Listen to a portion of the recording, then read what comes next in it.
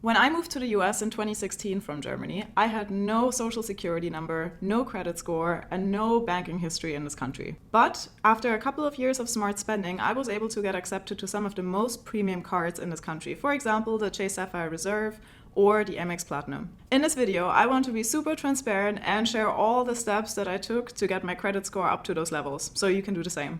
If you're curious about my full credit card strategy, you can subscribe to my channel because I'm going to upload a few more videos on this topic, or you can also check out my blog. How did I get started with my credit score? Well, after not having a credit score at all, not having a social security number at all, I went there, got a social security number, and checked my credit score maybe 6 months later because I didn't know what it was. And when I checked my credit score initially, it was pretty bad. It was around 580 because I had zero credit history in this country. I just started a job as a new grad in a big tech company, so they had no idea who I was or how I can be trusted. And to be honest, when I moved here from Germany, I had no idea why credit cards are so important in this country and also why a credit score is essential to having an apartment here. In the first couple of months of me living here, I put all my spending on a debit card, which is the same thing that I did in Germany because I thought, oh, there can't be that much of a difference. And oh boy, was I wrong. I didn't just miss out on a ton of rewards that I could have earned. I also missed out on a critical opportunity to raise my credit score so I could live in an apartment by myself. At that time, I had 4 roommates, and that didn't go well. So I really wanted to move out and have an apartment by myself. Little did I know that my credit score was so bad, so I actually got rejected from a bunch of places in San Francisco, given my low credit score. Fast forward to 2017, when I saw that one of my coworkers keeps traveling in business class, and I asked him, how do you do this? How do you afford business class flights? Aren't they super expensive? And then over lunch, he explained to me how credit cards work and how credit card rewards can actually earn you those free flights. And wow, I was hooked, and my credit card journey started. So, what did I do? I quickly went online, researched all the cards there is, looked at one of the cards that I really wanted, which was the Chase Sapphire Reserve, and made the biggest mistake I have made so far in my credit card journey.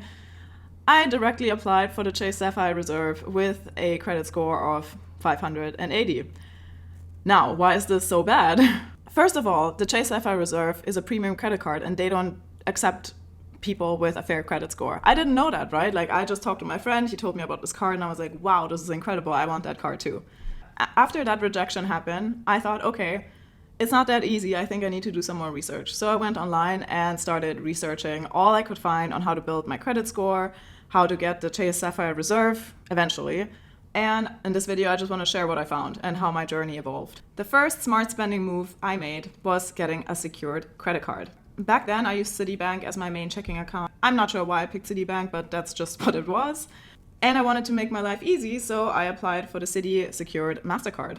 With this card, you can only spend as much as you have in your security deposit. So let's say you want to put $2,000 on this credit card, you need to add $2,000 as a secured deposit first before you can spend it. That's why it's a secured credit card. But it helps credit companies to establish a routine with you and understand, okay, what are your spending habits? Can you actually pay that? And it helps you to build credit. So I started using the secured credit card for every single thing in my life. I put my grocery expenses on there. I put my travel expenses on there. I put everything that I spent money on this card with the secured deposit. And typically when you have a secure credit card, eventually they upgrade you to a regular credit card where you don't need to put your security deposit on there all the time. In general, I think that happens automatically, but you can also call the credit card company and ask them for reconsideration for a regular credit card. 5 months into me having a secure credit card, I actually called Citi and I asked them, hey guys, like I've been using your credit card for everything. I actually put way more than $2,000 on this card every single month just to show them, hey, I'm credible, you can trust me. And luckily, Citi agreed with this and they said, sure, this makes sense, let's give you a regular credit card.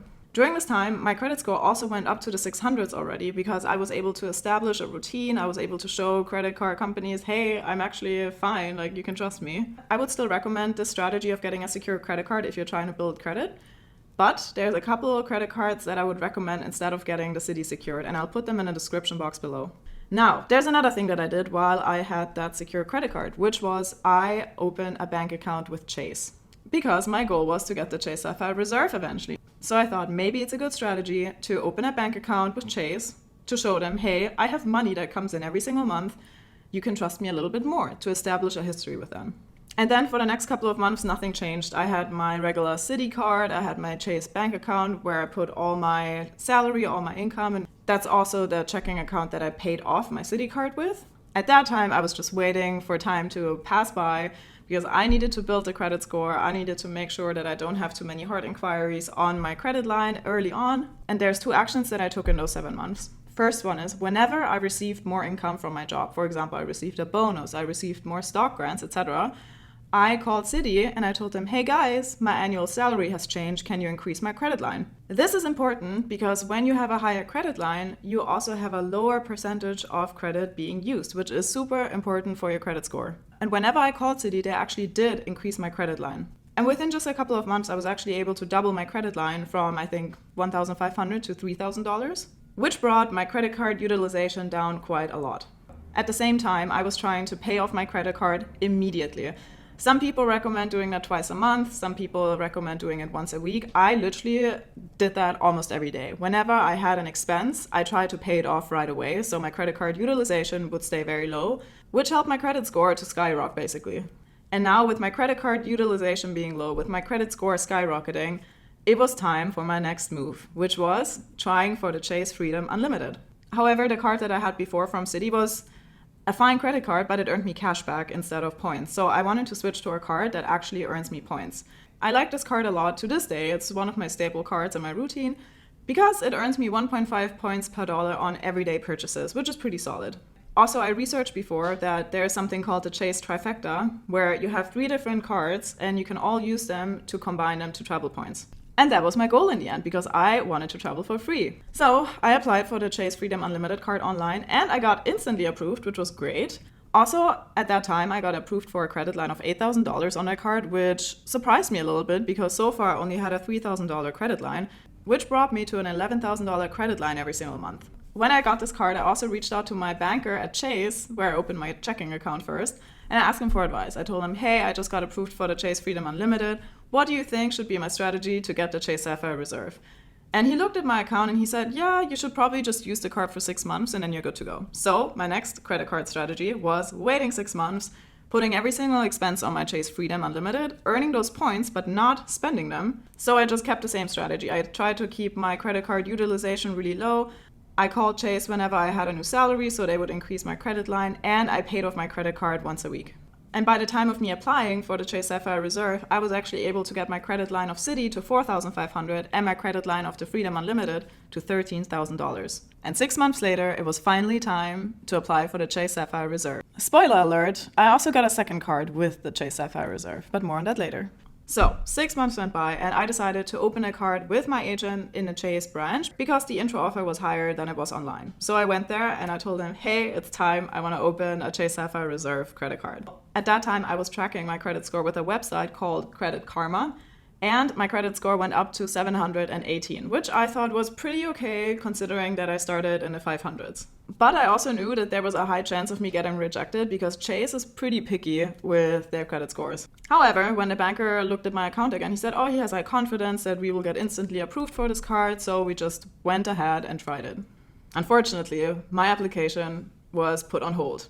I was not instantly approved. I was not rejected either, but they said they needed to get some more information from me before they can accept me for this credit card. Luckily, my agent at Chase helped me right away. He called the right number and verified my account history with them, so I was approved for the Chase Sapphire Reserve.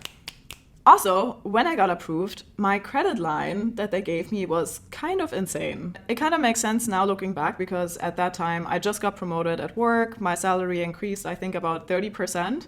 But Chase decided to give me a credit line on the Chase Sapphire Reserve for $25,000, which was insane for me. And in the whole whirlwind of application madness, I actually forgot to ask about another credit card that I wanted to apply for, which was the Chase Freedom Flex. Why did I want that card as well? I wanted to get the Chase Trifecta, which is putting 3 cards together that Chase offers and optimizing them together for travel rewards on the Reserve. For me, that meant getting the Chase Freedom Unlimited, the Chase Sapphire Reserve, and the Chase Freedom Flex, because that card offers you 5 points per dollar on certain categories that rotate on a quarterly basis. Knowing that I forgot to apply for that in the branch, I just went online and I applied for the Chase Freedom Flex on the same day, which I wouldn't recommend to anyone now looking back because it's pretty bad for your credit score, but I did it regardless and I got approved for it with another credit line increase of $7,000. So in one day, my credit line went from $17,500 to almost $50,000. But This day also tanked my credit score by about 25 points because I applied for 2 cards at the same time. Which is disappointing because I was trying so hard to get above 700 and suddenly I was below it again. However, just a couple of months later, my credit score went back up to 740 because my credit card utilization was so low. Given my total credit line was now $50,000, I never spent more than a couple of percent on that credit card every single month because I also still paid them off like every week. My credit card journey doesn't end here, but to be honest, I didn't add any new card to my wallet for 2 years.